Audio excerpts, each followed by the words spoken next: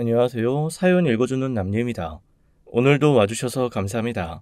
오늘의 여성 사연자분 사연은 제가 소개해 드리도록 하겠습니다. 많은 청취 부탁드리며 오늘의 사연 바로 시작하겠습니다. 안녕하세요. 저는 나이 30대에 결혼해서 일남 일녀를 두고 있는 평범한 주부입니다. 평범한 주부가 겪은 평범하지 않은 사연을 여러분과 나누려고 해요. 우선 제가 결혼할 당시 저희 시댁에 대해서 말씀드려야겠어요.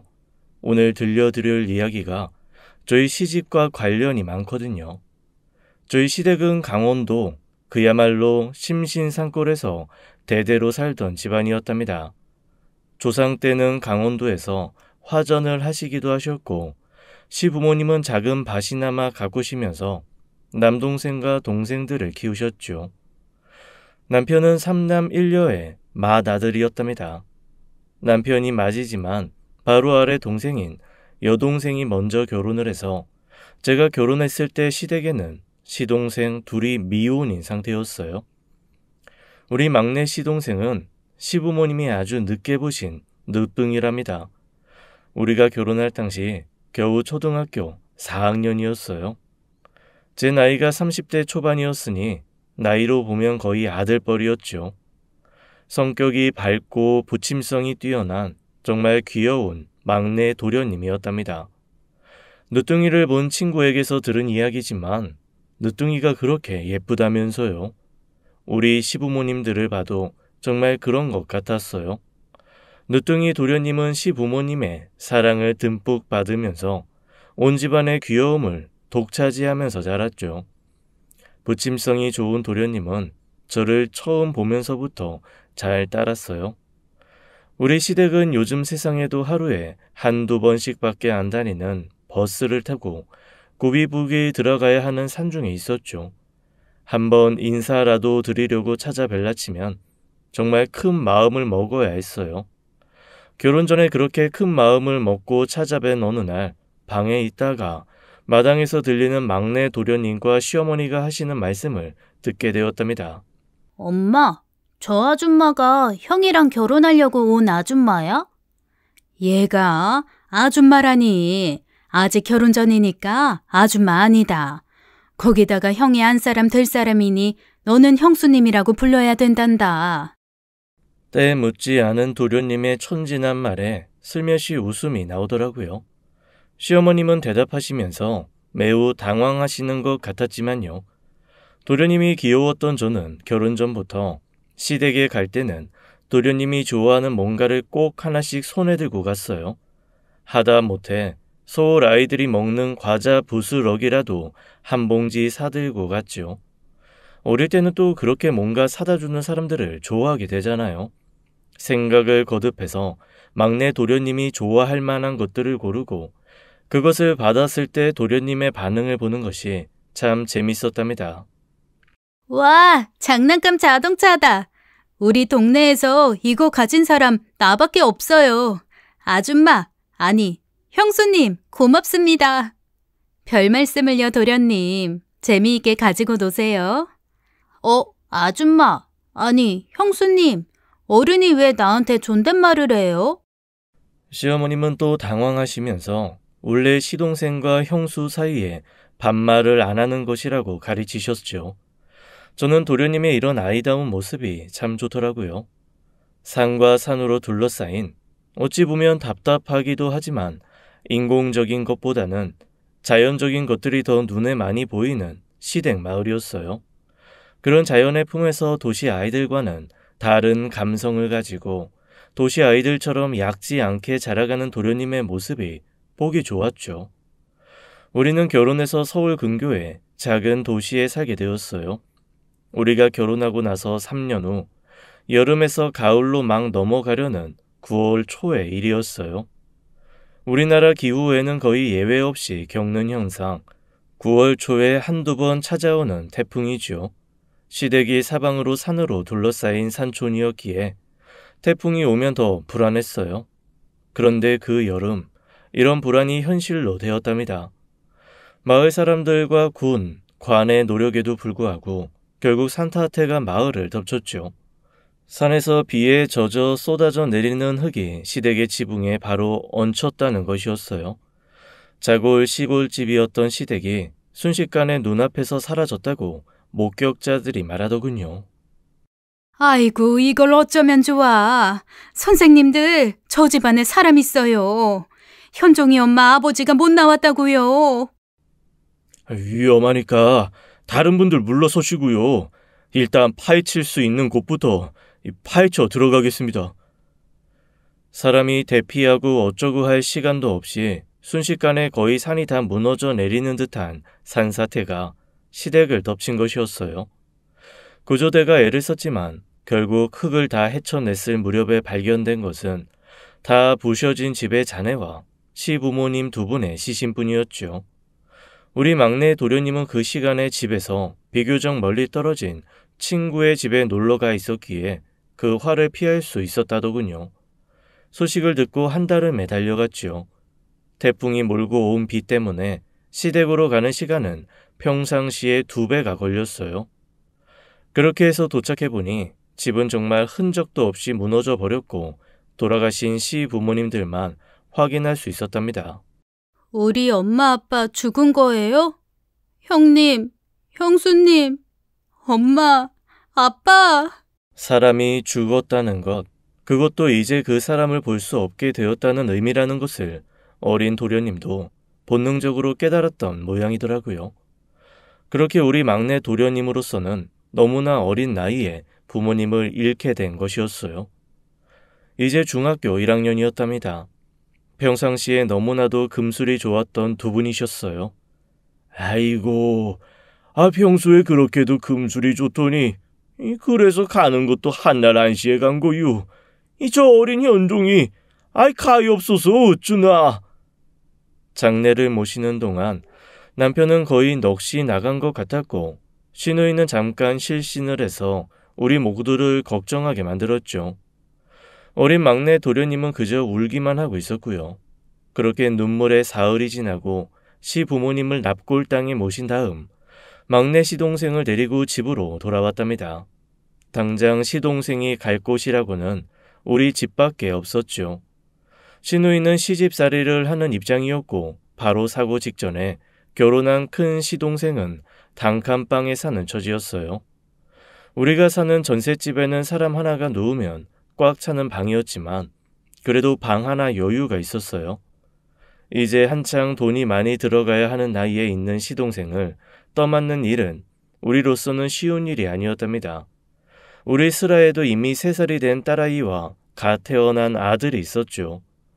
심신산골의 농촌에서 자란 남편은 간신히 시골에서 고등학교만 졸업하고는 직업 전선에 뛰어들었지만 많은 돈을 벌 리는 없었죠. 저 역시 서울 근교의 작은 도시에 뿌리를 내리고 살던 가난한 집안의 딸로 태어나기에 공부를 많이 할 입장은 못 되었어요.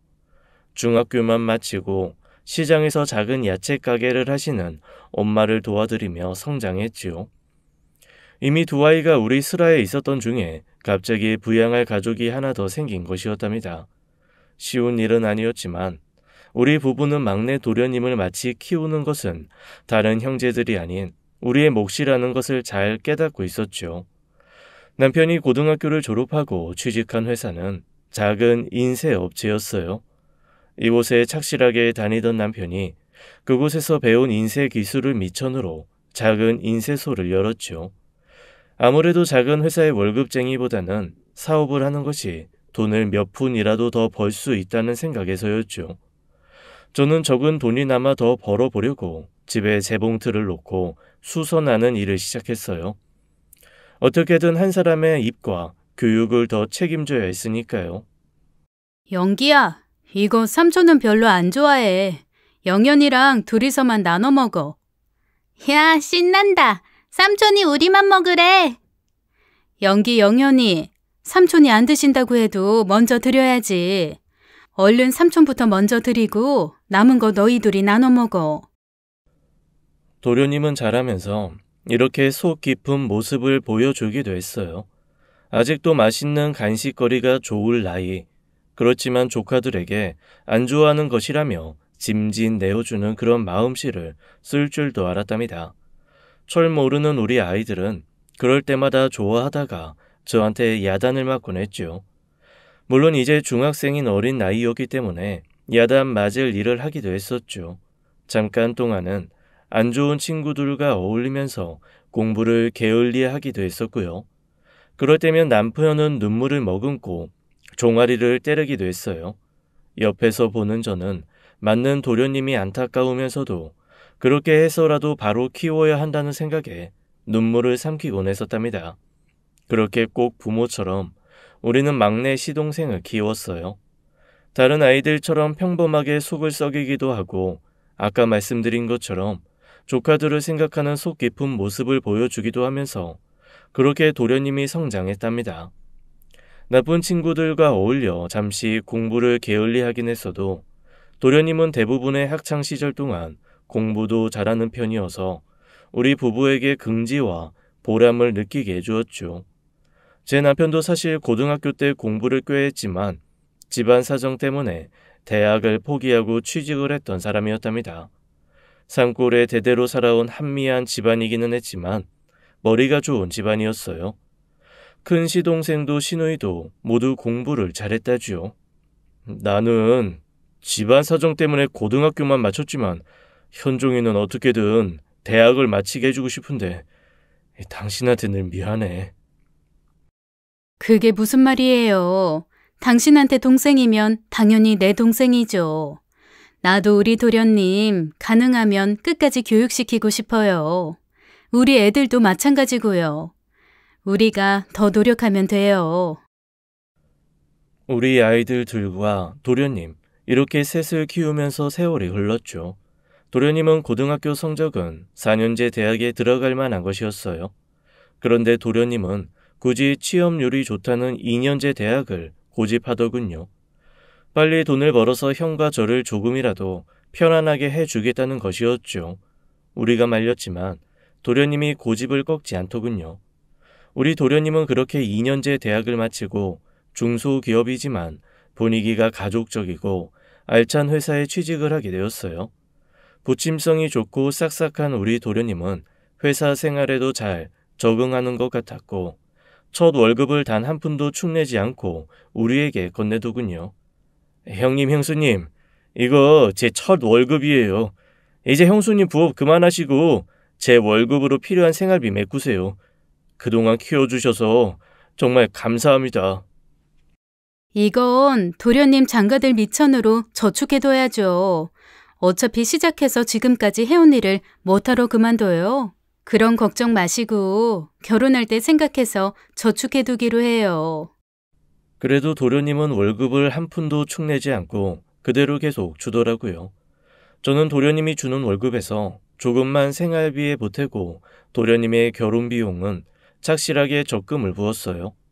도련님은 착실하게 회사 생활을 했고 따라서 작은 회사이지만 빠르게 승진도 했지요. 월급도 그만큼 올랐고요. 저는 부지런히 적금을 부어서 도련님의 결혼 미천을 마련하려고 했었답니다.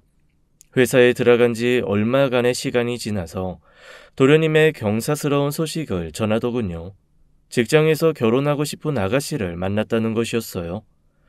비록 어릴 때 부모님을 잃었다고는 하지만 타고난 선량하고 싹싹한 성품에 우리 부부의 정성스러운 가정 교육으로 자란 우리 도련님이었죠. 양친이 다 안 계신다는 사실에도 불구하고 처가 될 댁에서도 우리 도련님을 마음에 들어 하신다는 것이었어요. 저는 아주 설레는 마음으로 도련님의 결혼 준비를 시작했답니다. 아, 자식을 결혼시키는 마음이 이런 마음이로구나 싶었어요. 상견례 장의도 물론 우리가 나갔죠.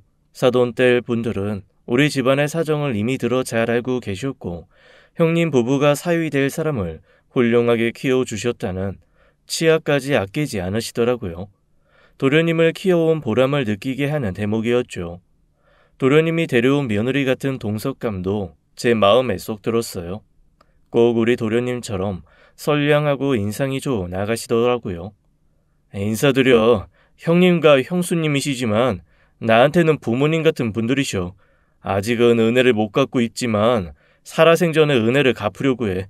형님, 형수님, 인사 받으세요. 아무리 어린 동석감이지만 저를 받고만 있는 것은 예의가 아니죠. 우리 부부와 동석감은 맞절로 첫 인사를 나누었답니다. 그렇게 첫 아이를 결혼시키고 부모처럼 정신없는 결혼 준비 기간이 지나고 결혼식 날이 되어 우리 부부는 혼주석에 앉았죠. 주책 없는 눈물이 흐르려고 해서 정말 혼났어요. 시부모님 생각이 왜 그리 간절한지요. 어린 시동생을 두고 비명에 가셨을 두 분이 새삼스럽게 그립더라고요. 눈물을 안 보이려고 꾹꾹 눌러 참았어요. 그렇게 어렸을 때부터 우리 아이처럼 키워온 도련님이 이제 완전한 성인이 되어 우리 곁을 떠났답니다. 분명히 경사인데 왜 이렇게 허전하지? 집이 왜 이렇게 넓게 느껴지는지 몰라. 당신은 안 그래? 결혼식이 끝나고 신랑 신부를 신혼여행에 떠나보내고는 집으로 돌아왔어요. 남편 말처럼 기쁘면서도 참 허전하더라고요. 그러면서 결혼식 내내 눌러 참았던 눈물이 폭발하더군요. 시동생을 자식처럼 키운다는 일, 쉬운 일은 결코 아니었지요. 그렇지만 최선을 다했고 오늘처럼 좋은 날을 보게 되었는데 시부모님에 대한 그리움과 더불어 그간의 세월이 주마등처럼 스쳐 지나가는데 눈물을 더 참을 수 없더라고요. 데려다가 잘 먹이지도 입히지도 못하고 키웠는데 그런데 그렇게 잘 자라서 이렇게 좋은 날도 보고. 아이, 좋은 날이라면서 울긴 왜 울어. 당신 그러니까 아주 할머니 같아. 그러지 마. 그러는 남편의 눈가에도 살짝 이슬이 맺히는 것을 보았어요. 제가 이렇게 시부모님 생각이 날 때야 남편이 얼마나 더 부모님이 더 그립겠어요. 결국은 남편도 부모님 생각에 그만 눈물을 흘리고 말았답니다.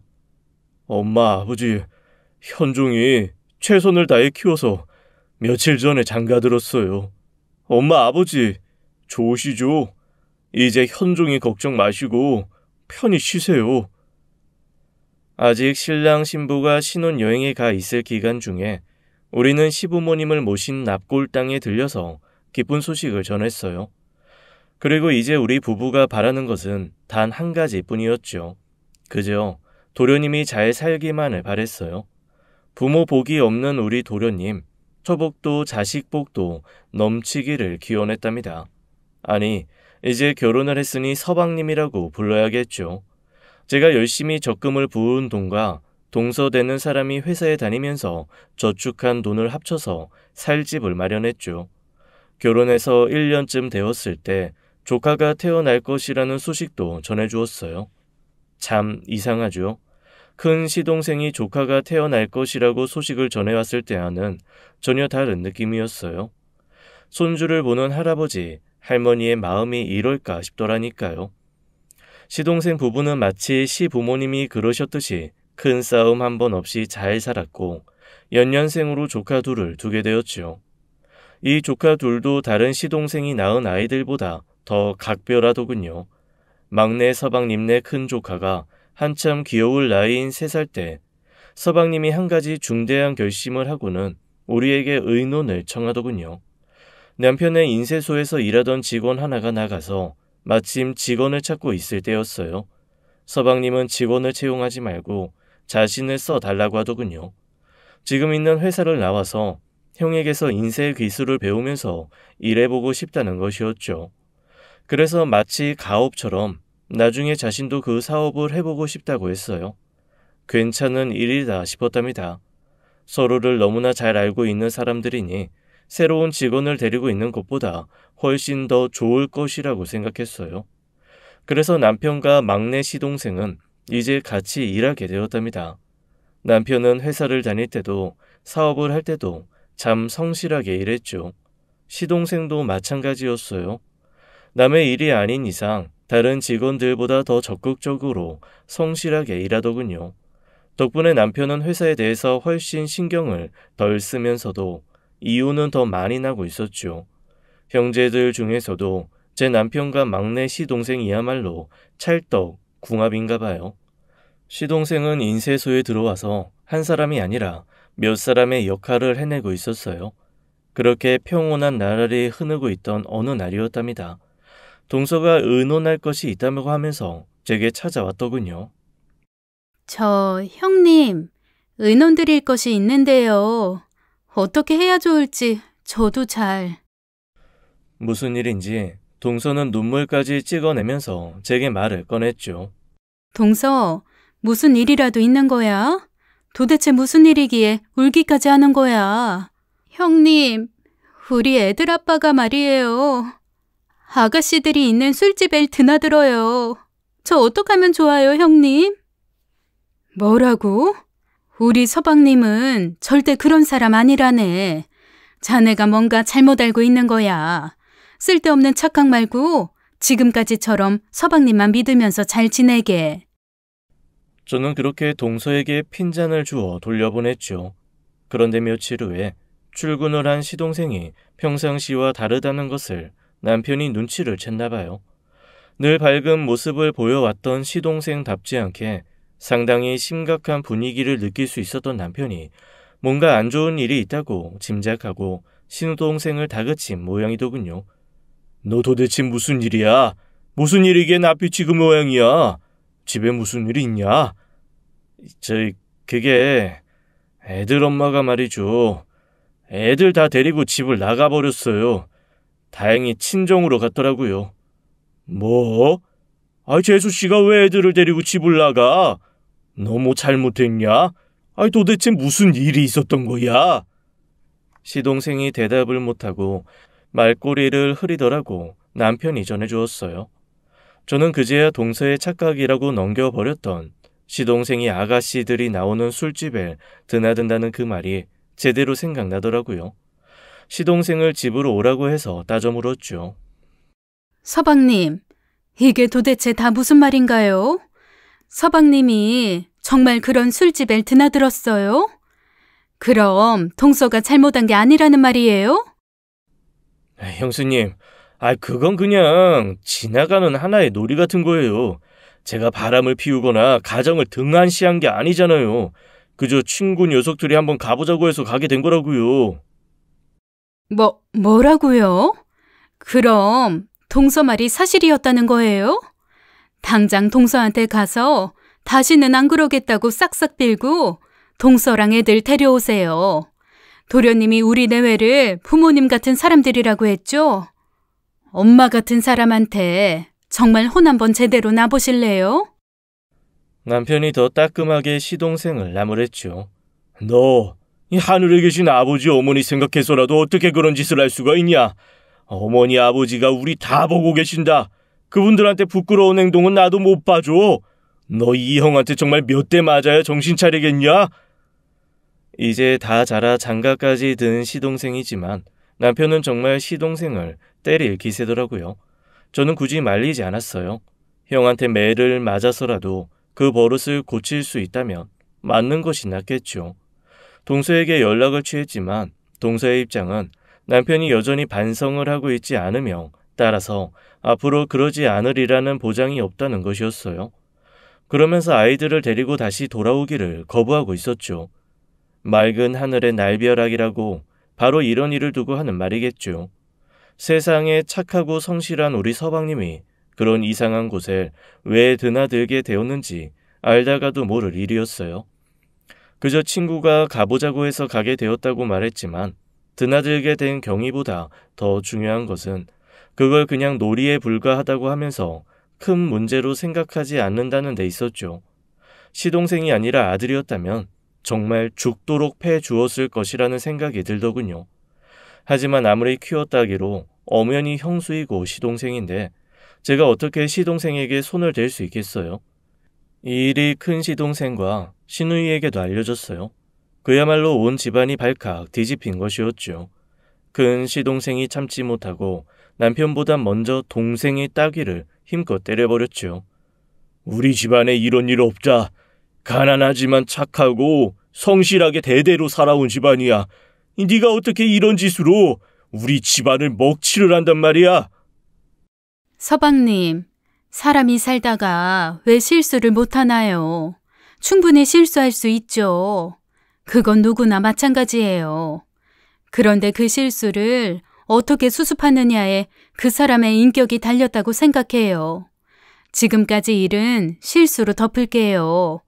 큰 서방님이 때리신 건 서방님을 위해서예요. 실수를 인정하시고 진심으로 뉘우치신다면 동서도 이해할 거예요. 제가 이렇게 회유도 해보았죠. 그래도 시동생은 여전히 그냥 지나가는 놀이 같은 것이라고 하면서 전혀 심각한 일이 아니라는 것이었어요. 그런 말이 자꾸 반복되자 저는 그냥 자리를 피하고 말았어요. 계속 같은 자리에 있다가는 정말 형수가 시동생을 때릴 수도 있겠다 싶어서였죠. 자리를 피하고 나서 동서가 도대체 어떻게 하고 있을지 궁금해서 연락을 취했어요. 동서는 여전히 울먹이며 제 전화를 받더군요. 형님, 너무 불결해서요. 그래서 못 살겠어요. 아무래도 저 이 사람하고 갈라서는 게 우리 애들을 위해서도 좋은 일이다 싶네요. 이 사람아, 자네하고 서방님 둘뿐만이 아니잖는가. 애들 생각도 해야지. 애들을 아빠 없는 아이들로 키울 생각이야? 그런데 드나들면서 잘못한 것도 모르는 그런 아빠, 애들 교육상 없는 게 더 나을지도 몰라요, 형님.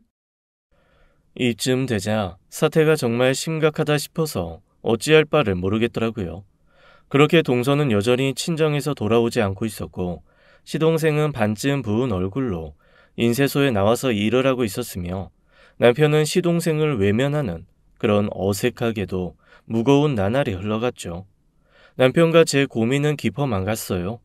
그러던 어느 날 엄청난 사건이 일어났어요. 화장실에 갔다가 기침이 나기에 세면대 쪽에서 콜럭하고 기침을 했는데 정말로 낯선 빨간색 액체가 제 몸 밖으로 튀어나오는 것이었어요. 세면대가 순식간에 선혈이 낭자되게 되었죠. 살림집과 인쇄소가 붙어 있었기에 제 비명소리를 듣고 남편이 뛰어들어왔죠. 시동생도 놀라서 이어서 욕실로 뛰어들어왔어요. 남편이 크게 놀라고 있었고 시동생도 이 광경을 보고 당황해서 어쩔 줄 몰라 하더라고요. 약 2주 후 저는 남편과 시동생에게 안 좋은 소식을 전할 수밖에 없었어요. 검사하고 결과까지 봤는데 시간이 좀 걸렸어요. 위암이래요. 각혈의 원인도 위암이고 치료가 시급하다고 하더군요.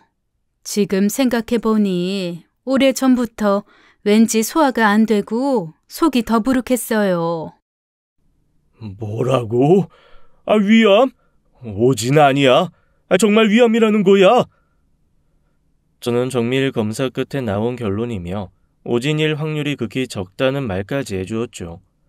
그러고는 집안 살림에도 부엌에도 예전처럼 매달리지 않았어요. 아무리 애를 쓰고 아둥바둥 살아봤자 뭐 하나요? 자식처럼 키운 시동생이 그런데 드나들면서 가정이 거의 파괴되어 버리는 그런 꼴이나 보게 되었으니 말이에요. 그렇게 우리 집까지 황폐해지고 있던 어느 날 저는 인쇄소 직원 한 사람으로부터 정말 못 들을 소리까지 듣고 말았죠.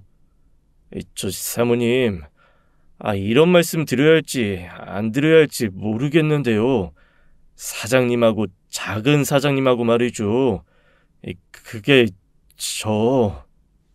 무슨 일인데 그렇게 어려워하고 그래요? 우리 애들 아버지하고 우리 서방님이 뭐가 어떻다고요? 그게 시내 번화가에 있는 찻집 비슷한 술집 있잖아요. 아가씨들이 일하는데 말이에요. 정말 저도 믿어지지 않은데 두 분이 거기서 다정하게 나오시는 것을 다른 직원도 여러 번 목격했고요. 시내에 사는 아는 사람도 얘기해 주더라고요. 시동생이 그런데 드나든다는 것은 집안이 발칵 뒤집히면서 직원들도 알게 된 사실이었어요. 작은 사장님이 여전히 그런 데를 드나드나 보죠? 형제란 닮는 법이니까 작은 사장님을 우리 애들 아버지로 봤나 봐요. 우리 서방님 어쩌나 여전히 그러시니. 저 사모님, 그게 아니고요. 두 분이 나란히 나오시는 것까지 본 사람들이 여럿이에요. 아휴, 그럴 리가 있나요? 그건 정말 잘못 봤겠죠.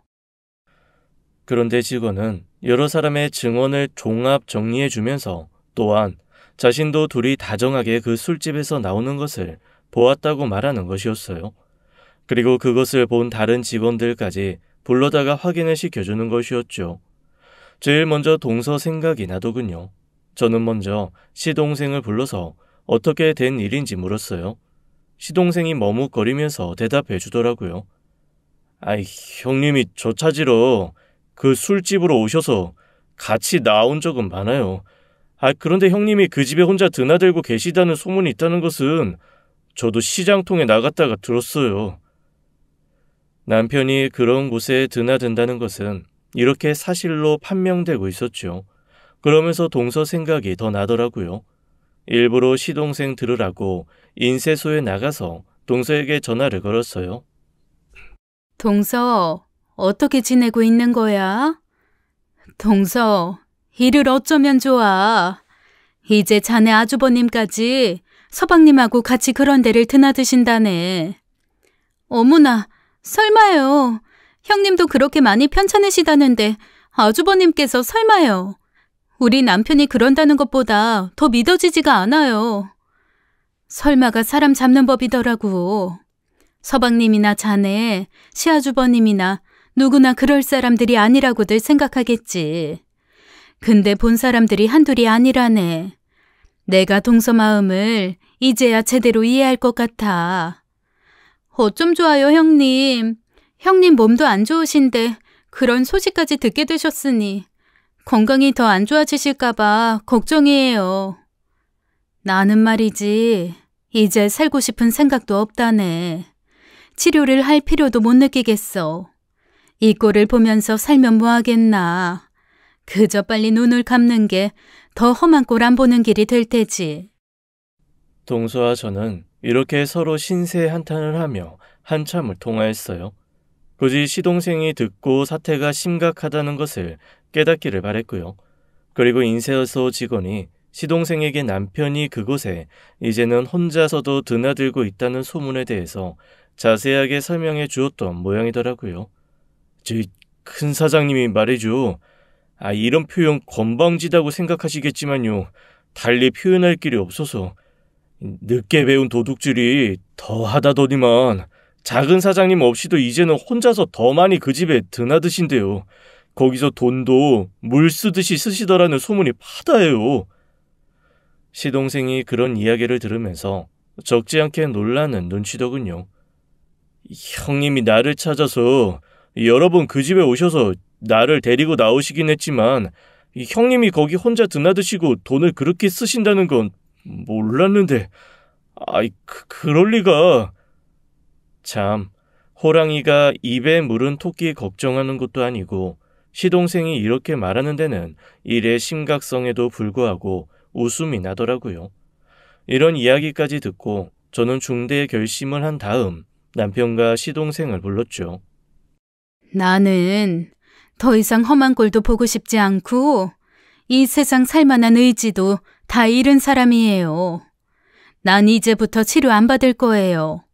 치료를 안 하면 1년 넘기기가 어렵다니까 적어도 1년 지나면 이 꼴 안 볼 수 있겠네요.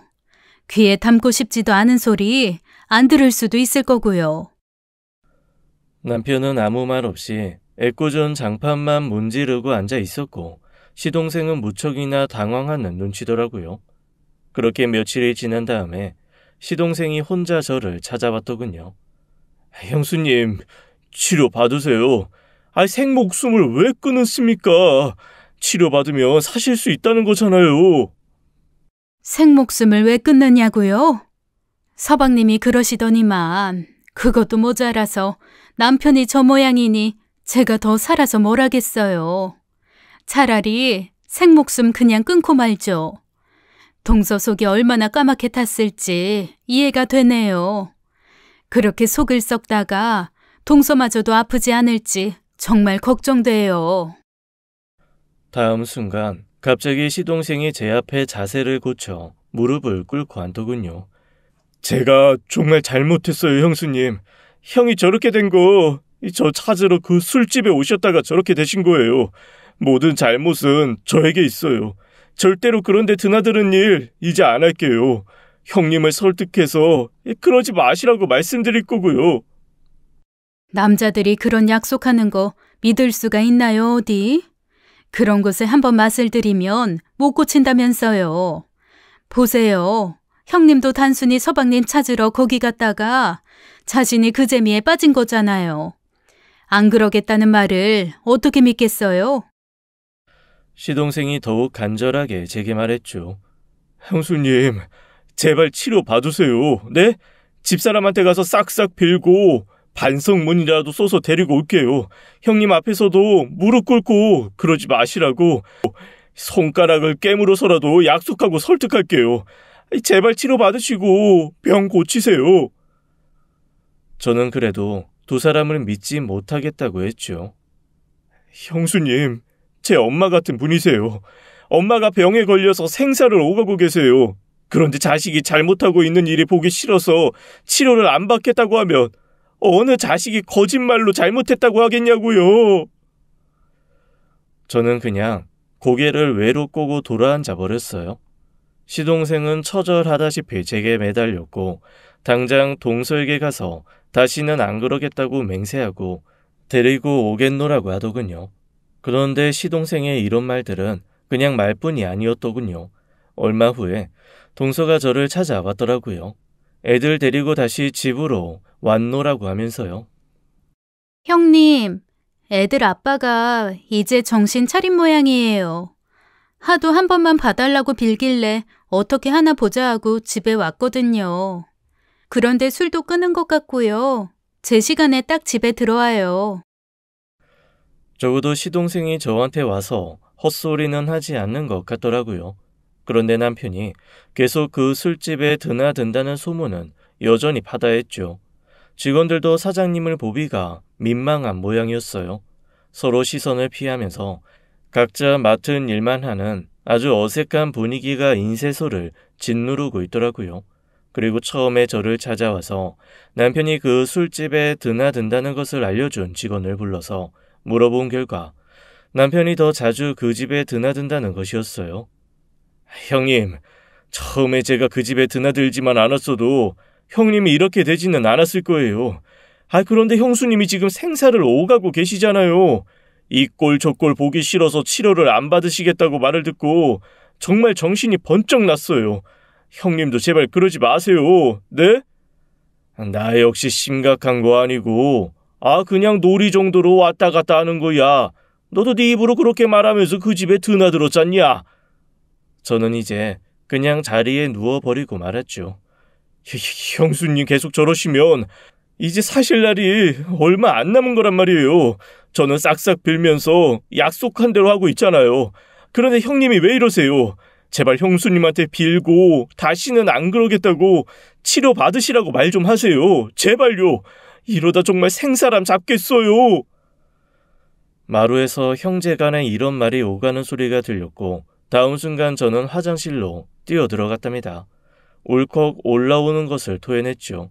그리고는 또 비명을 질렀어요. 핏덩이가 다시 세면대 위에 뒹굴고 있었어요. 각혈이 심하시잖아요. 얼른 병원에 가요, 형수님. 형수님이 죽으라면 죽는 신용이 아니라 정말 죽을게요. 그러니 제발 같이 병원에 가세요. 네? 형, 말 좀 하세요, 제발요. 동서, 나 피를 좀 토했더니 허기가 많이 지네. 서방님이 저렇게나 말씀하시니 병원에 가기는 하겠지만 너무 허기가 지니 마지막으로 거하게 밥이라도 한 끼 먹고 가야겠어. 시동생은 옆에서 계속 울고 있었어요. 마치 예전에 시부모님이 돌아가셨을 때 울던 그 절절함과 비슷했죠.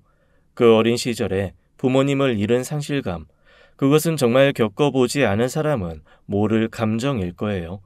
시부모님은 정말 한순간에 어린 시동생을 세상에 두시고 세상을 떠나고 말하셨죠. 시동생이 또다시 그런 상실을 겪을 것에 대한 두려움에 사로잡혀 있다는 것이 눈에 보였어요. 서방님, 아니 도련님, 어렸을 때 부모님 돌아가시고 처음으로 도련님을 우리 집에 데리고 왔을 때가 기억나요. 부모님이 돌아가시기 직전에 조금이라도 생각할 시간을 가지셨다면 이런 마음이셨을까요? 아마도 자식들 생각을 하셨겠죠. 도련님과 남편을 남기고 눈을 감아야 한다고 생각하니 그분들 생각이 더 많이 나요. 그때 동서가 조용히 밥상을 내왔죠. 저와 동서 그리고 시동생 세 사람이 밥상에 둘러 앉았어요. 시동생은 눈물 때문에 밥을 제대로 넘기지 못하군요. 형수님, 이제 치료받는다고 약속하셨잖아요. 치료받으시면 괜찮아지실 거예요. 그러니 그 눈을 감으신다는 말씀 제발 하지 마세요. 저는 이미 한번 어렸을 때 부모님을 잃었어요. 또 그런 아픔을 겪는다는 거 상상도 하고 싶지 않아요. 남편도 들어와서 밥상을 보고는 앉아서 한술 뜨기 시작했어요. 형님, 우리 모두 있는 자리에서 형님이 다시는 그런 데 가지 않겠다는 약속을 정확하게 해주세요. 저는 이제 그 버릇 확실하게 고쳤잖아요. 형님만 그러지 않으시면 이제 형수님 정말 치료 받으실 거예요. 서방님이 잘못했다고, 다신 안 그러겠다고 이렇게 여러 번 맹세를 하시니 제가 좋아서 웃음이 다 나오네요. 제 웃음소리를 신호로 여러 사람의 웃음이 터졌지요. 남편이 다음으로 배를 잡고 웃기 시작했고 동서도 웃음을 터뜨렸죠. 다음 순간 정말 황당한 것은 당연히 시동생이었죠. 형수님, 치료도 안 받겠다고 하시고 죽을 날 받아놓으신 분이 웃음이 나오세요? 그리고 당신, 형님, 지금 형수님이 웃으신다고 웃음이 같이 나오느냐 말이야. 이 상황이 지금 얼마나 심각한지 모르는 거예요?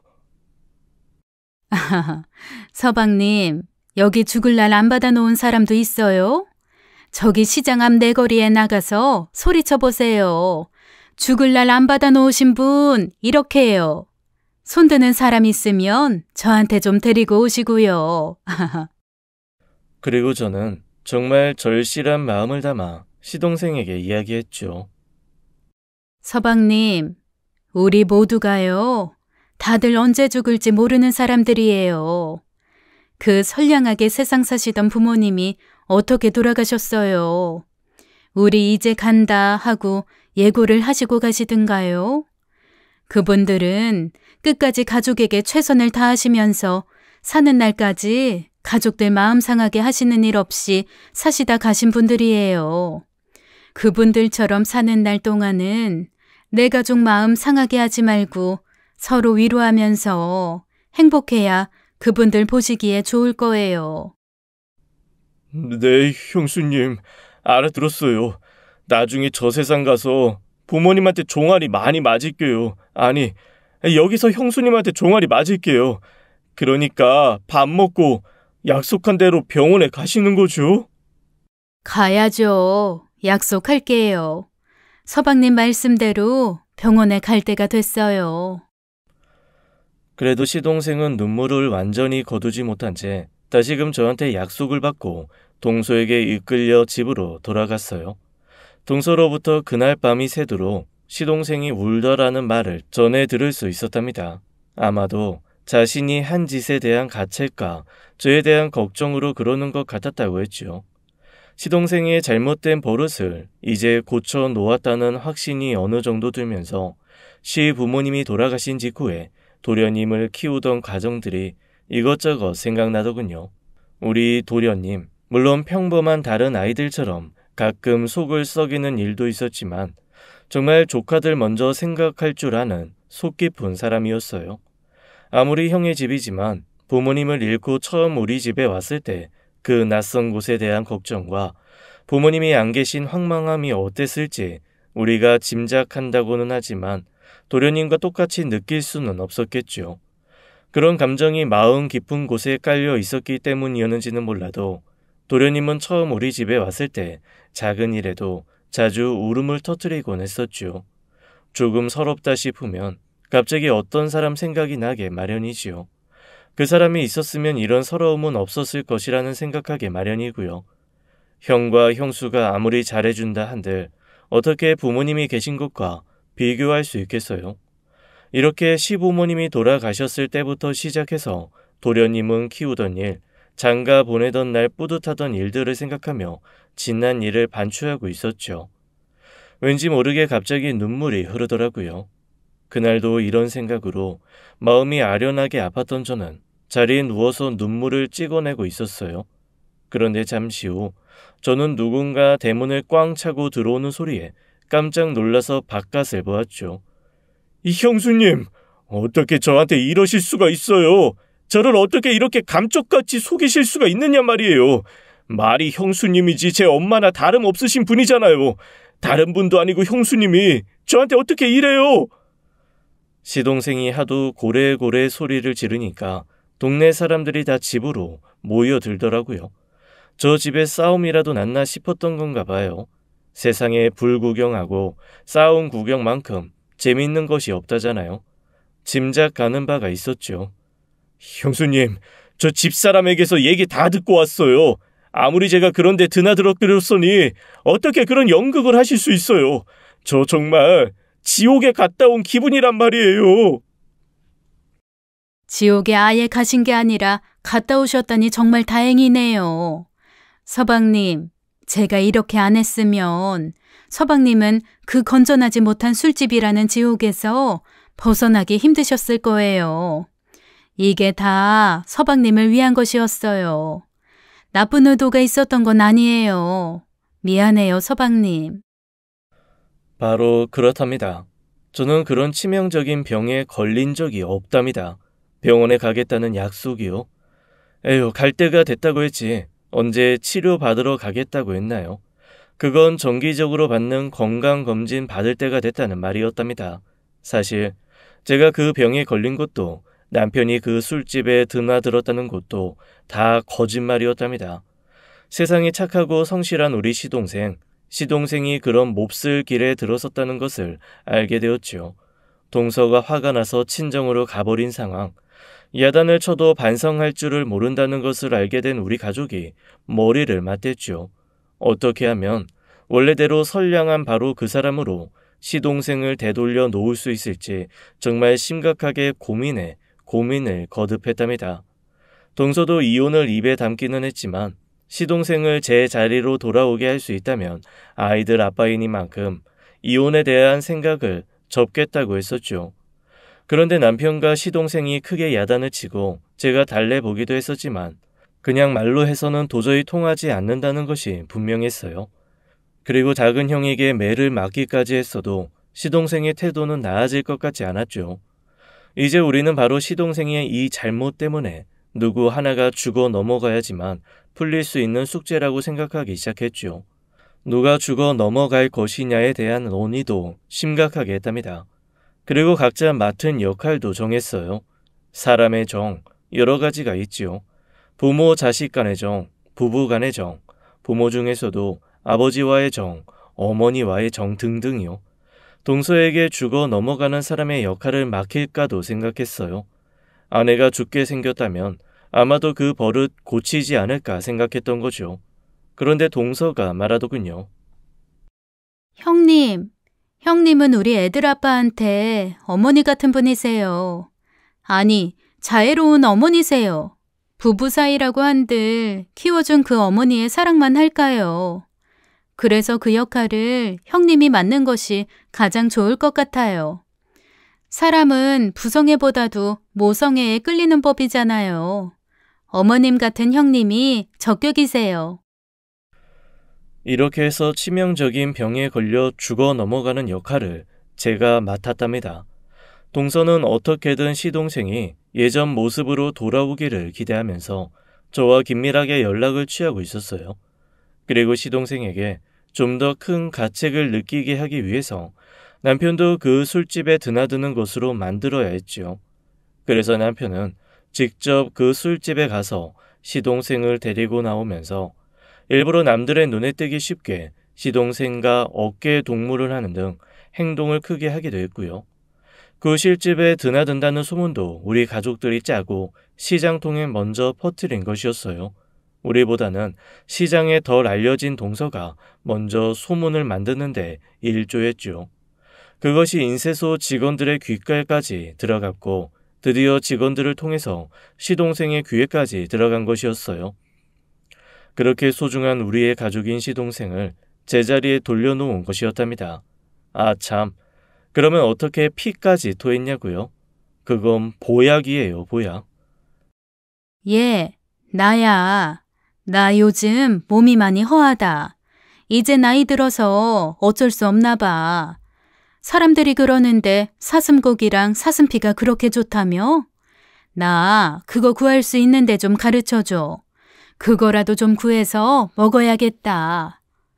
별일이다. 그렇게 좋은 것 좀 먹으러 다니자고 해도 남편이랑 자식들 시동생밖에 모르던 애가 알아서 몸에 좋은 것을 찾는다니 말이야. 가르쳐 주는 게 아니라 내가 구해다 줄게. 내가 잘하는 데가 있거든. 그렇게 친구가 사슴고기와 사슴피를 구해주었어요. 가결은 바로 사슴피를 몰래 욕실에서 마시고 바로 뱉어낸 것이었죠. 사람도 어찌 보면 동물이잖아요. 젖 먹고 크는 동물, 우리 애들이 포유류라고 가르쳐 주었어요. 그 포유류의 피야 다 똑같이 빨간색이죠. 그걸 눈으로 보고 어떻게 구별할 수 있었겠어요? 시동생이 감쪽같이 속아 넘어간 것은 당연한 일이었어요. 시동생은 한편으로는 정말 화가 나서 씩씩거리고 있었고 한편으로는 정말로 지옥에 갔다 온 사람처럼 안도하는 양면적인 모습을 보이고 있었죠. 남편이 그런 시동생을 달렸고 저와 동서는 부엌에서 부지런히 음식 준비를 했어요. 그리고 아주 거한 밥상을 마루로 드렸죠. 그것은 멀리 떠났다가 돌아온 사람한테 해주는 것 같은 잔치상 비슷한 것이었답니다. 아버지에게 먼저 유산을 받아가서 그것을 쓸데없는 곳에 탕진하고 돌아온 아들에게 아버지는 야단을 치는 대신 좋은 옷을 입게 하고 잔치상을 내주었다지요. 나쁜 길에 들어섰다가 제자리로 돌아온 사람에 대한 환영의 의미였을 거예요. 동서와 제가 마련한 밥상이 바로 그런 것이었답니다. 이게 웬 잔치상이에요? 누구 생일이에요? 형님 생신 아직 모르는데. 당신이 멀리 갔다가 돌아온 걸 환영하려고 형님과 내가 정성을 다해서 차린 상이에요. 말하자면 당신을 위한 잔치상이요. 이제 다시는 그런 실수하지 말고 우리 애들이랑 같이 형님과 형수님 은혜 갚으면서 살아요.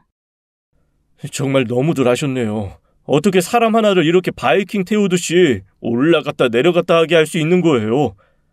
시동생은 투덜거리면서도 동서와 제가 정성껏 마련한 음식을 맛있게 먹었죠. 제가 시동생이 좋아하는 음식들을 어렸을 때 그랬던 것처럼 시동생의 밥숟갈 위에 얹어 주었어요. 시동생은 어릴 때처럼 자연스럽게 맛있게 받아 먹었고요. 시동생은 그러면서도 여러 가지로 찹작한 심정에 목이 메는 것 같더라고요. 형수님, 조카들 물리치시고 항상 제 밥숟갈 위에 맛있는 것들 올려주시곤 했어요. 그런 형수님의 마음을 제가 어떻게 잊겠어요. 그런 형수님 마음을 제가 정말 아프게 했어요. 이제 정말 집사람 말처럼 형님과 형수님 은혜 갚으면서 살게요. 시동생은 밥을 맛있게 먹고 집으로 돌아갔어요. 그 이후 시동생의 태도는 그런 잘못을 저지르기 전으로 완전히 돌아가 있었죠. 남편에 대한 소문으로 무겁게 가라앉아 있었던 인쇄소도 정상을 되찾고 있었고요. 시동생은 전보다도 더 열심히 일하는 것 같았어요. 인쇄소, 컴퓨터가 보편화되고 프린터가 대중화되면서 이제는 사양 사업이라지요. 그렇지만 우리 인쇄소는 일을 맡기면 똑 부러지게 해주다는 입소문을 타고 잘 되었답니다. 우리 식구들과 시동생 식구들이 충분히 먹고 살만했어요. 동서가 찾아와서 시동생이 가정에서 어떻게 하는지 근황을 전해주더군요. 시동생이 동서에게도 고맙다는 말을 여러 번 했다는 것이었어요. 내가 그런 짓을 저질렀는데도 외면하지 않고 형님과 형수님 믿고 그리고 나를 믿고 기다려준 당신, 그리고 결국 나를 제자리에 있게 해준 일 잊지 않고 평생 고마워하면서 살 거야. 나 정말 믿어주는 거지? 우리 부모님이 당신을 처음 보고 말씀하신 것이 기억나요. 비록 조실부모하고 형님과 형수님 손에 자랐지만 참 반듯한 사람인 것 같다고요. 난 그런 부모님의 판단을 믿었고 그리고 무엇보다도 그렇게 반듯하게 키워주신 아주버님과 형님을 믿었어요. 나도 역시 내 자리로 다시 돌아와 있을 뿐이에요. 시동생은 그 후에 동서와 아이들에게 더욱 자상한 남편과 아빠가 되어가고 있었어요. 하마터면 잃어버릴 뻔했던 가족들, 만일 동서와 서방님이 이혼을 했다면 둘은 결국 남남이 되었겠지요. 그러나 시동생이 어디서 100번을 이혼하고 와도 제 남편과 시동생이 피를 나눈 형제인 이상 어떻게 해도 끊어지지 않을 사람들이지요. 그래서도 어쩌면 도련님을 제자리로 오게 하는데 우리 부부가 동서보다도 더 절실했는지 모르겠어요. 도련님의 일로 한참 찾아뵙지 못했던 시부모님이 계신 납골 땅에 찾아뵈었답니다. 잃었던 막내 아들님을 이렇게 다시 찾아왔노라고 말씀드렸어요. 두 분이 저 위에서 환하게 웃고 계신 것 같았죠. 우리 부부는 도련님을 키우면서 늘 두 분 생각을 했었답니다. 도련님을 키우면서 어려운 일이 닥치면 만일 두 분이 계셨다면 어떻게 하셨을까 하고요. 즉, 도련님은 부모 입장에서 생각을 하려고 했었죠. 그런 우리 부부를 아마 시부모님께서 칭찬해 주시지 않으실까요? 이런 일도 그렇게 두 분의 입장에서 생각하고 만든 일이었어요. 제가 전에 말한 대로 언젠가 될지 알 수 없지만 사람은 누구나 죽을 날을 받아놓고 살지요.